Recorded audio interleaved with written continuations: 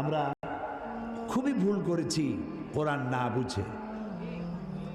গতকাল আমি যুবকদেরকে থ্যাঙ্কস দিয়েছি, মনে আছে না আপনাদের? যুবকরা আমাদের প্রাণ শক্তি। যুবকরা যদি এগিয়ে আসে, কোরআন বোঝার কম্পিটিশনে যদি এগিয়ে আসে, কতই না ভালো হবে যদি তারা কোরআন পড়তে শেখে এবং কোরআন বোঝে। তাহলে তারা কোরআনের দিকে আকৃষ্ট হবে এবং কোরআনকেই জীবনের একমাত্র পাথর হিসেবে গ্রহণ করবে। সে কথাগুলি আমি সামনে গিয়ে বলবো। তো আল্লাহ তাআলা বলছেন যে এই কোরআনের মধ্যে শুধু নামাজ রোজা হজ যাকাত না। আমি গতকাল বলছিলাম, মনে আছে আপনাদের, যে শুধু নামাজ রোজা হজ যাকাত হইলে শুধুমাত্র 1 পারা বা 2 পারা কোরআন শরীফ নাজিল করলেই হইতো, 30 পারা নাজিল হইল কেন? এই কথা তো মাথার মধ্যে ঢোকা উচিত আমাদের। যেহেতু চিন্তা করি না তাই মাথার মধ্যে ঢোকে না, চিন্তা করলে তবে না ঢুকবে। এখন দেখুন, আল্লাহ তাআলা বলছেন আমি আমার নবীকে ওহীর মাধ্যমে মুসা, নূহ, ইব্রাহিম, আদম প্রাগৈতিহাসিক ঘটনাবলী আমি এর দ্বারা জানাইছি কোরআন দিয়ে। রাসূল তো সেখানে উপস্থিত ছিলেন না। আল্লাহ তাআলা বলছেন তিলকা মিন আম্বাইল গায়বি নূহিহা ইলাইকা মা কুনতা তা'লামুহা আনতা ওয়ালা কওমুক মিন ক্বাবলি হাযা। তিলকা মিন আম্বাইল গায়ব, এটা হচ্ছে সেই অজ্ঞাত ঘটনা যা ওহীর মাধ্যমে আমি আপনাকে জানাইছি। তা না হলে আপনি এবং আপনার কওম, আপনার জাতি এই সম্পর্কে কিছুই জানতো না। না ইব্রাহিমের ঘটনা, না নূহের ঘটনা, না মুসার ঘটনা, এগুলো কিছুই জানতেন না। হযরত ইউসুফ আলাইহিস সালামের কথা বলে আল্লাহ তাআলা বলছেন যালিকা মিন আম্বাইল গায়বি নূহিহি ইলাইকা ওয়া মা কুনতা লাদাইহিম ইজ আজমাউ ওয়া হুম ইয়ামকুরুন। এটা হচ্ছে সেই অজ্ঞাত কাহিনী যা আমি ওহীর মাধ্যমে আপনাকে জানাইছি। অথচ তার ভাইয়েরা যখন ইউসুফ আলাইহিস সালামের বিরুদ্ধে ষড়যন্ত্র করছিল তখন আপনি তার কাছে ছিলেন না, আমি আপনাকে জানাইছি ওহীর মাধ্যমে। মূসা আলাইহিস সালামের ঘটনা আল্লাহ তাআলা বলে তারপরে বলতেছেন ওমা কুনতা বিজানিবিল গারবি ইজ কাদাইনা মূসা আমরা ওমা কুনতা মিনাশ শাহিদিন। মূসা আলাইহিস সালাম তিনি পশ্চিম সেই সিনাই পর্বতের পশ্চিম দিগন্তে, পশ্চিম প্রান্তে তিনি যখন আক্রান্ত হয়েছিলেন সেখানে আপনি উপস্থিত ছিলেন।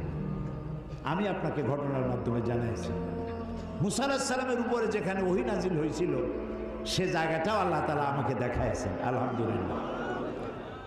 মিশর কায়রো এর রাজধানী, মিশরের রাজধানী কায়রো, জামিয়া আল আজহার পৃথিবীর বহু পুরাতন ইউনিভার্সিটি,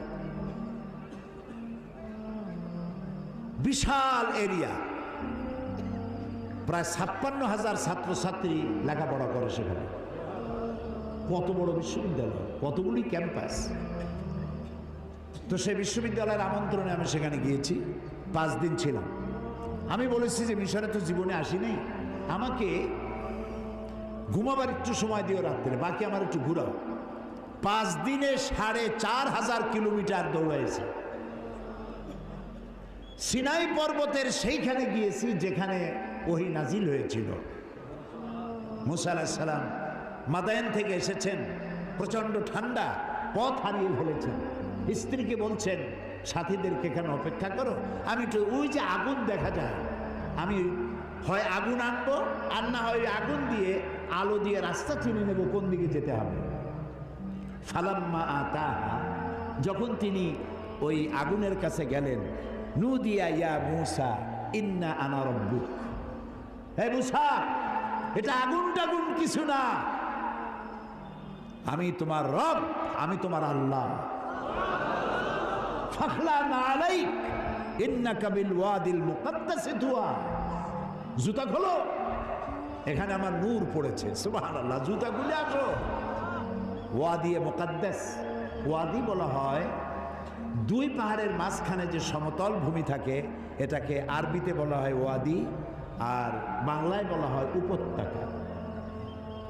তো আমরা যখন গেছি ওয়াদি মুকাদ্দাস সাইনবোর্ড দেখেছি, জুতো আগেই খুলছি বর্ষটা।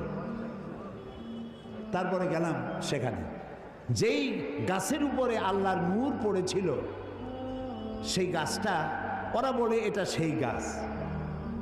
তো আমি এর ঐতিহাসিক সত্যতা নাই বলে মনে করতে পারলাম না যে এটা সেই গাছটাই। ওই গাছের পাতায় পাতায় অনেক চিঠি। আমি জিজ্ঞেস করলাম এই চিঠিগুলি কিসের? বললো যে ইহুদিরা আসে, খ্রিস্টানরা আসে, মুসলমানও আসে, আল্লাহর কাছে চিঠি লিখে ওখানে ধুয়ে যায়। এই খাই খেয়ে কাম না পাইলে করবে কি? তো এটা আমার বলার উদ্দেশ্য ছিল না। আমার বলার উদ্দেশ্য ছিল যে আল্লাহ তাআলা দেখাইছেন বহু কিছু, এমনকি মুসা আলাইহিস সালাম রে এত জ্বালা দিল যে ওই ফেরাউনকেও দেখে আসছে, এখনো দাঁত ছিটকে পড়ে আছে। আল্লাহ তাআলা তাকে রেখে দিয়েছেন। আল্লাহ বলছেন তোরে মাটিতেও খাবে না, পানিতেও নষ্ট করবে না, পোকামাকড়ও নষ্ট করবে না, তোরে আমি শুটকি বানায় রাখবো কিয়ামত পর্যন্ত। তোর মতো ফেরাউন যারা হবে তোরে দেখে যেন তারা উপদেশ নিতে পারে।